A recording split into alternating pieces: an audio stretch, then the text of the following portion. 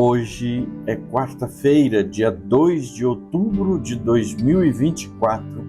Eu sou o Padre Júnior Pereira e estamos começando a nossa Academia Espiritual. Louvado seja nosso Senhor Jesus Cristo, para sempre seja louvado.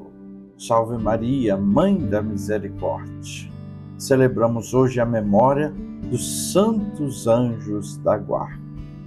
Os anjos, criaturas puramente espirituais e dotadas de inteligência e vontade,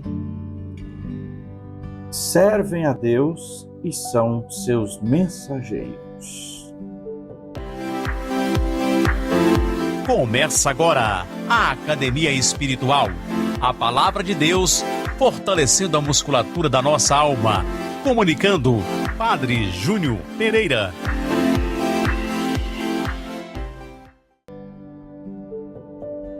Nesta quarta-feira, memória dos santos anjos, os anjos da guarda, meditamos o Evangelho de Mateus no capítulo 18, versículos de 1 a 5 e versículo 10. Proclamação do Evangelho de Jesus Cristo segundo Mateus. Glória a vós, Senhor. Naquela hora, os discípulos aproximaram-se de Jesus e perguntaram: quem é o maior no reino dos céus?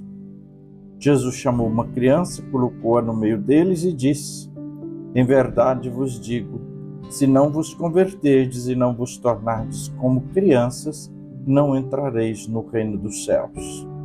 Quem se faz pequeno como esta criança, esse é o maior no reino dos céus. E quem recebe em meu nome uma criança como esta, é a mim que recebe.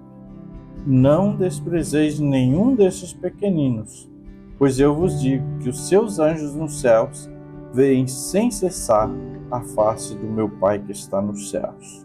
Palavra da salvação, glória a vós, Senhor. A devoção aos anjos da guarda foi cultivada na Igreja desde o começo do cristianismo. A sua festa do Dia dos Santos Anjos da Guarda, com caráter universal para toda a Igreja, foi instituída pelo Papa Clemente X no século XVII. Os anjos da guarda são mensageiros de Deus, encarregados de velar por cada um de nós, protegendo-nos no nosso caminho na terra e compartilhando com os cristãos a preocupação apostólica de aproximar as almas de Deus. Então hoje, ao celebrar essas criaturas tão especiais, porque são de fato as mais perfeitas da criação, nós podemos participar um pouco mais do mistério de Deus. Elas possuem uma inteligência muito maior do que a nossa, né? E onde nós não podemos contemplar, ou ver, ou saber, elas podem ir mais além por causa da sua perfeição. E contemplam a Deus face a face, porque são criaturas, mas já glorificados, né? Houve um tempo, a gente teria que gastar muito tempo para falar disso, mas que os anjos passaram por uma prova para que depois pudessem ter a visão beatífica de Deus, né? Essa época da prova foi quando então Satanás se rebela contra Deus. Os anjos são um sinal luminoso da divina providência e da bondade do Pai.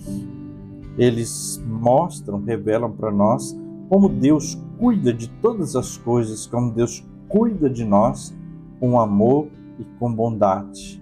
Deus não nos deixa faltar nada do que é necessário, né? São criaturas invisíveis, porque elas não têm corpo como nós. É puro espírito, né? São criaturas invisíveis, mas estão à nossa disposição para nos guiar aqui neste caminho. Se criamos uma amizade com o anjo da guarda e permitimos, ele vai nos orientando, vai nos ajudando a conhecer e fazer a vontade de Deus. Em geral, os anjos ou as criaturas celestiais, têm 3 funções: adoração e louvor a Deus, número 1. São mensageiros de Deus, ou são guardiões dos homens. Mas isso também a gente precisaria de estudar com mais detalhes para entender. Porque no fato, quando a gente fala anjo, nós estamos falando de um ofício. Quando fala do ser, eles são criaturas espirituais de puro espírito e inteligência grandiosa. Também é interessante conhecer um pouquinho sobre a hierarquia dos anjos. Foi no século VI que o pseudo Dionísio Areopagita escreveu sobre isso, falando sobre a hierarquia dos anjos. São 3 grupos de anjos, cada um com 3 coros. Então nós temos no grupo mais inferior, no menor, os anjos, os arcanjos e os principados. Nós temos o grupo intermediário, outros 3 coros angélicos, os poderes, as virtudes e as dominações.